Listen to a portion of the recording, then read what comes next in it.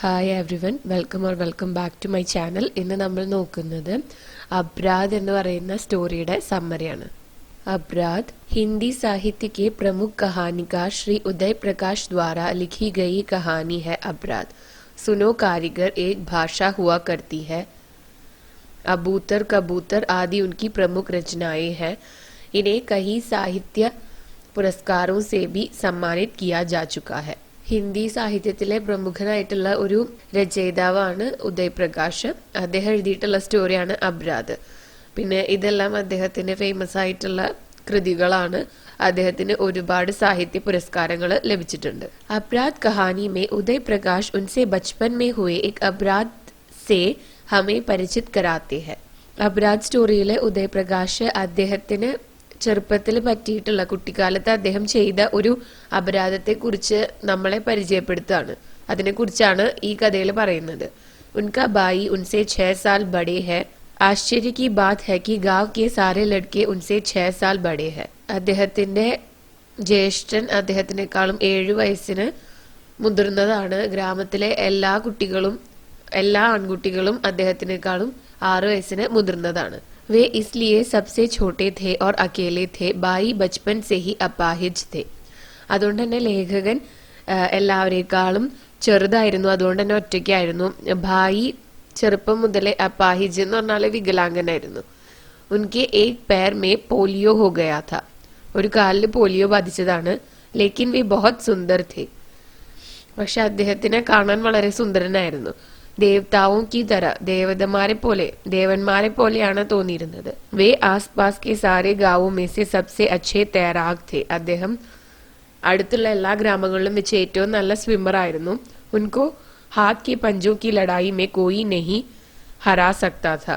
അദ്ദേഹത്തിന് ഈ കൈകൊണ്ടുള്ള മൽപിടുത്തത്തില് ആർക്കും തോൽപ്പിക്കാൻ വേണ്ടിയിട്ട് പറ്റില്ലായിരുന്നു. ഘൂസെ സെ നാരിയൽ ഓർ ഈട്ടെ തോട് ദേത്തേ ഥേ.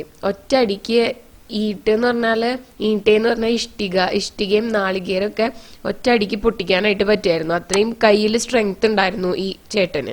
ലേഖക് കി പ്രതി ഭായി കാ റുഖ് എക് സംരക്ഷക് കി ഭാതി ഥാ.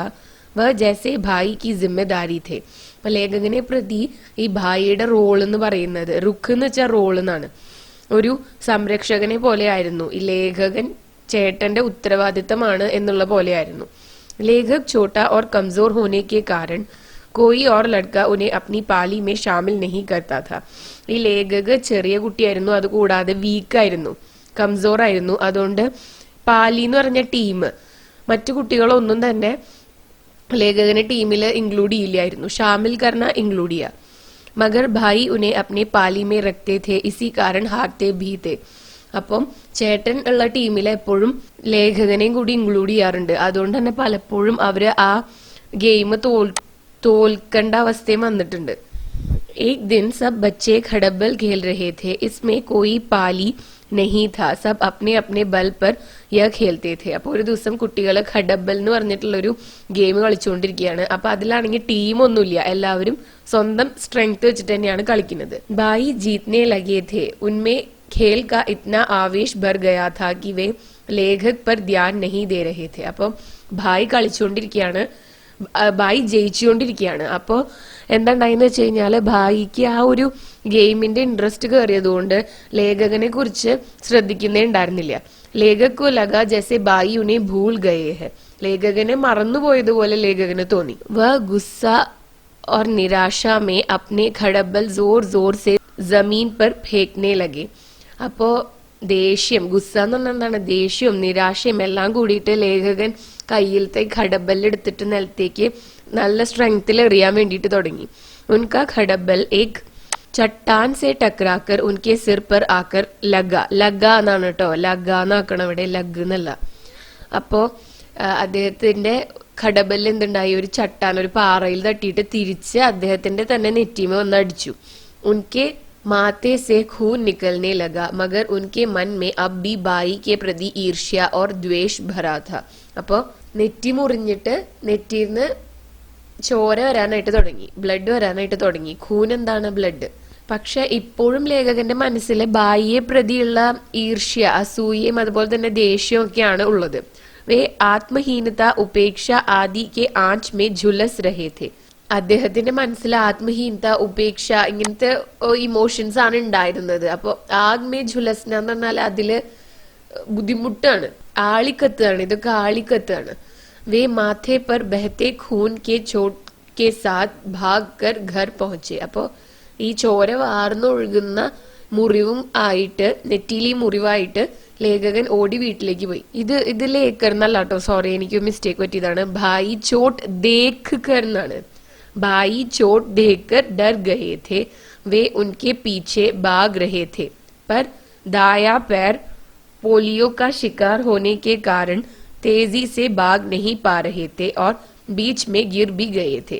അപ്പോ ചേട്ടനാണെങ്കിൽ ഈ ലേഖകന്റെ നെറ്റിയിലെ ചോട്ട്, ഈ മുറിവ് കണ്ടപ്പോൾ പേടിച്ചു. എന്നിട്ട് ഈ ലേഖകന്റെ പിന്നാലെ ഓടി. പക്ഷെ എന്താന്ന് വെച്ചാല് ഈ ചേട്ടന്റെ റൈറ്റ് ലെഗിലാണ് പോളിയോ ബാധിച്ചുള്ളത്. അപ്പൊ അത് കാരണം സ്പീഡിൽ ഓടാനും പറ്റുന്നില്ല, ഇടയിൽ വീഴുകയും ചെയ്തു.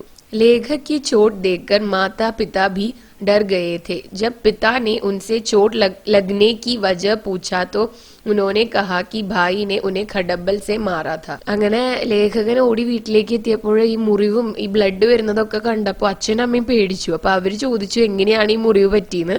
അപ്പൊ ലേഖകൻ പറഞ്ഞു भाई खडबल കൊണ്ട് അടിച്ചതാണെന്ന്. जब भाई घर पहुंचे तो लेखक के सामने ही पिता ने भाई को पीटा.